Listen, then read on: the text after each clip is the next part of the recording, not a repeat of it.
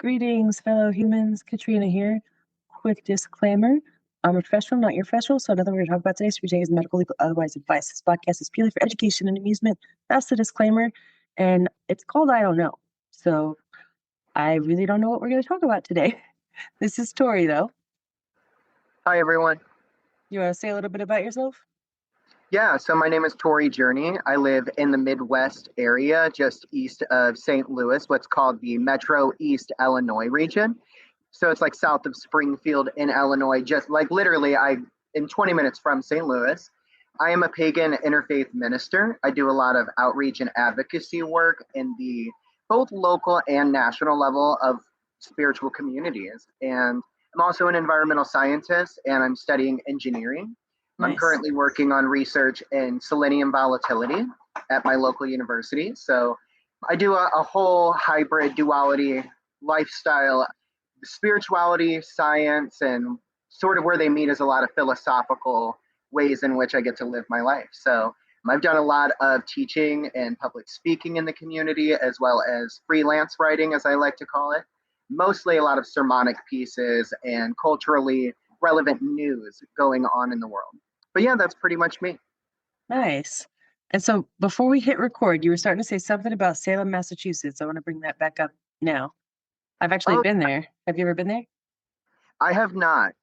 Excuse me, but I have gotten to do, I guess you could say I have worked out of Massachusetts, which is a fun thing for me to get to kind of like boast unofficially. One of the organizations I've done a lot of work with on the nonprofit level is, and I'm going to try not to, it's so much of a name, Massachusetts Witch Hunt Justice Project is the whole thing. And basically, they started out as a local podcast in the Massachusetts region. And they were going over the history and a lot of the socio-political impacts of people who were accused of witchcraft in the colonial days. And they found a lot of people who, in their own kind of sub-community, were ancestors or descendants to these people. And a lot of the victims of the witch trials were their ancestors. And so it really came to bear that there was a huge social stigma put on a lot of these family lines, and as well as a number of new victims who were sort of just completely erased by history. And I mentioned earlier, I'm a pagan interfaith minister. So one of the things that is really important to me is pluralism and multi-faith outreach and dialogue with, different religious and spiritual communities. And I've practiced witchcraft for about 15 years now. And so specifically with the Massachusetts Witch Hunt Justice Project, I felt it was important that here I am, a modern day guy, kind of identifying with this thing, this entity, witchcraft, that did put a lot of people to death in the past, right? And so for me, there is that connective tissue to get involved. And with that organization, we were able to recommend an amendment series to existing legislation in Massachusetts to basically update existing exoneration bills so that they would include new victims for recognition. And long-term goals with that is to have national recognition for both the pluralistic need for letting people be, because a lot of what happened in Salem and other localities in Massachusetts and the colonial region, Was it it was neighbors rooted in accusing neighbors? hysteria. Sorry? Was it neighbor accusing neighbor? Well, so it was definitely kind of what we see in the pop cultural views, but more so on a historic note, it really went beyond religious bigotry or even ostracism within a subcommunity of people and into mass hysteria. And I think that that's probably the prevailing component of a lot of motifs we've seen, like The Crucible. I don't know if you've ever seen that movie, but it's, the whole, it's basically like a theatrical rendition of the tellings of the witch trials in Salem, Massachusetts. And it's known for a lot of misinformation, which it definitely has, but also really making that note known that there was a lot of hysteria to the way that, excuse me, losing my voice right as we start. There was a lot of hysteria in the ways in which religious authorities mixed their influence with socio-political views happening in the colonies. And that exacerbated an existing problem from places like England, where we see, I can't think of his name right now, but Matthew Hopkins. Matthew Hopkins, who was he's sort of the witch hunter of history. Like if you ever Google witch hunters or who is a part of the witch trials and exacerbating that, he comes up almost persistently because over in England, there was a huge hysteria happening there too, especially going back to King James. So the whole organizational side to that and kind of putting a nutshell into that was kind of for me a bit of a sojourn with history and being like, if I were born at any other time, and I'd like to think my beliefs in some version of myself, if I existed before, thought similarly. And so it's an interesting reflection in my own life to have thought, well, maybe that means I should do something about this because it's an existing problem. Yeah, And the organization advocate for. Exactly. There's soil to put your hands into and actually make something grow instead of just like tattered history. And I'm really big about that sort of advocacy in my own life because as a spiritualist, I went through a whole sort of personal journey to find my identity. And it was really important that I felt integrity within that process. And for me, that meant, my family is one belief system. How do I identify with the new one and us reconcile, our principal differences and who we. How do you identify? Is it like a warlock or a witch or just I practice witchcraft?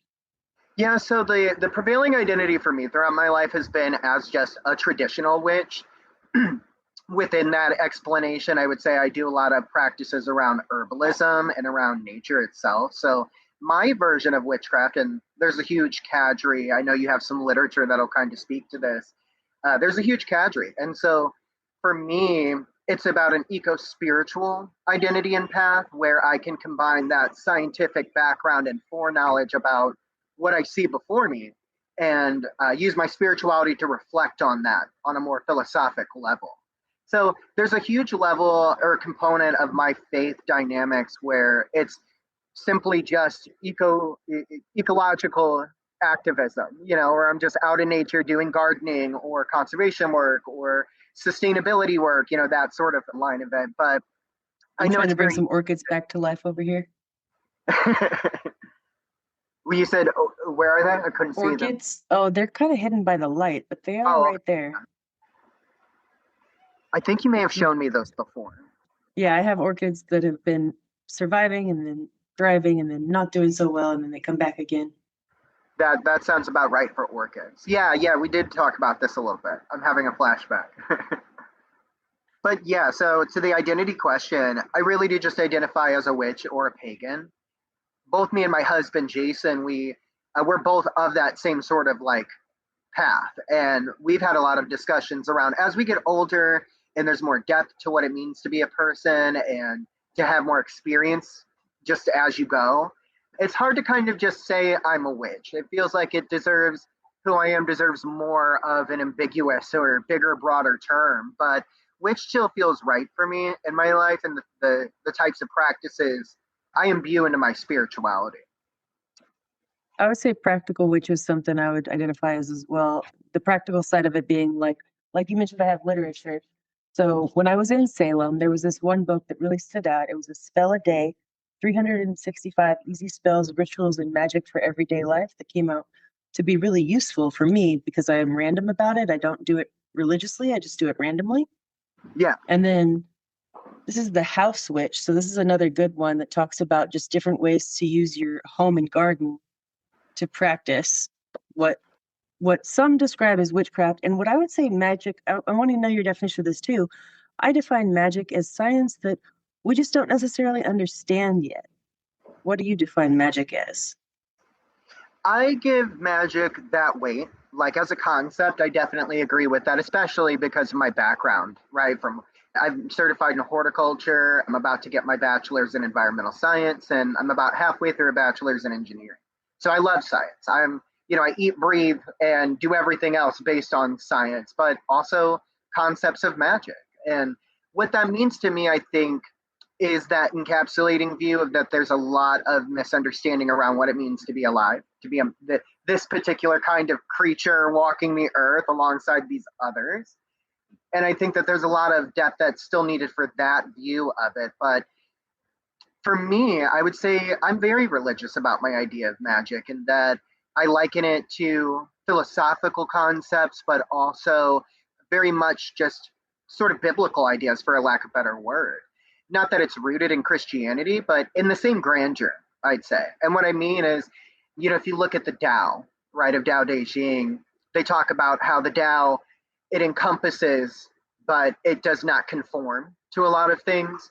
So it pervades. And what I think that logic tells us about like forces like that, like magic or even the Holy Spirit on a religious level, is that there's some component of, whether you want to call it soul, fire in the head, or bodhisattva, even, like whatever you're going to refer to it as, magic is also getting at that component. I call it energy. Yeah. And for me, I think energy is probably what I've used in actual context more than anything else. But as a system, I think magic is really getting at the consciousness around transformation. It's not that we are gatekeepers of transformation, right? Nature shows us all things have the potentiality of change within them, right? Change is the only constant, I've heard. Yeah, exactly. And really everything around us is just some symbolic emphasis of how change can go, right? Humans, we see that on a more logical level, but if you look at I was listening to the story about the salmon, how they go back upstream and everything just the other day on a total nerd out. And I thought about how that really as its own example of transformation through nature, it's telling us to go back to where we started, against all odds. For those who don't know about the salmon, can you explain that, like the Reader's Digest version of what they do? Oh, yeah. So, and this is, I wouldn't say I'm a salmon expert, but I was watching a video about it, and it's that whole story about how salmon are born in rivers, and they're born upstream, and they travel downstream. They make it out to the ocean, and they get really fat once they get to the ocean because there's more energy. It's a larger, more vibrant sort of ecosystem, a lot of calories down there. And so for the first time, they're not constricted by the river.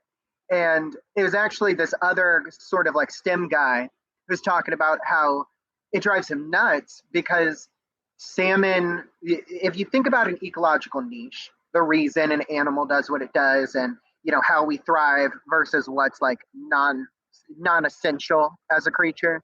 Mm-hmm. Why would an animal do what it does if it caused a calorie deficit, right? If it costs more energy than you're going to gain, naturally, you probably wouldn't do it. But the salmon, it'll go out to the ocean, it'll get really fat, live its life, and then when it's ready to reproduce, it'll actually come back to within 100 feet, the guy said, of where they were born. And so they have to swim upriver, often against waterfalls. So this sort of gravity-defying act as a fish of ladder climbing a waterfall and getting back upwards. And that consumes a lot of energy. And why do it at all if it's going to be such an expensive process? And, the salmon itself is its own archetype of that reason, that philosophy. And so that's one of the many, I would say, multitude examples you could pull for why nature represents that transformation. That was just something recent on my mind, I would say. But back to I think the core of that, yeah, magic is really that process of change for me. And I would say that about mundane things as much as extraordinary things. Do you have an example? Yeah, so a good one is the nonprofit work and the advocacy. If I'm a person as a spiritualist, it's a value for me to believe change is a component of how the world gets better or worse. Then an individual with free will, who maybe is a practitioner of magic, would look at that and go, okay, well then I need to help force that change. I need to help empower the kind of good change we're looking for, the good kind. And nonprofit work really helps me do that. I think it's a type of practical magic in and of itself.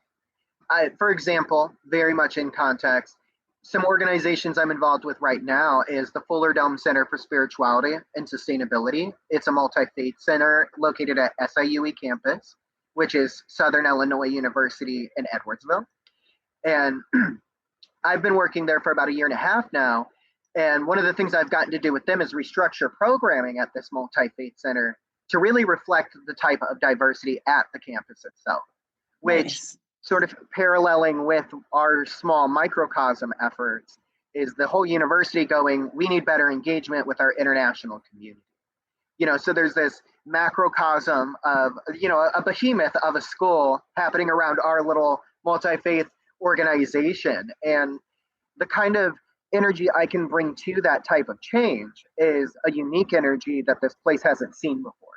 That the people who have served, 10, 15, 20 years helping this organization grow are looking for that fresh energy. And they may not know who's coming to the table, which is, I think, where a lot of my specialty comes into play, because I've always tried to be someone who is a problem solver and very much tackles the hard problems that I know typically people don't want to do, right? Crunching the numbers or looking at data and compiling it or doing the groundwork of talking to each and every member of a situation. Things that require attention to detail. Exactly. And I think that my passion gives me that work, and who I am identity-wise as an individual, my personality, it aids itself to make that work really unique, really efficient. And so I'm able to actually sort of help these organizations amplify change quicker than they really thought was probable or possible.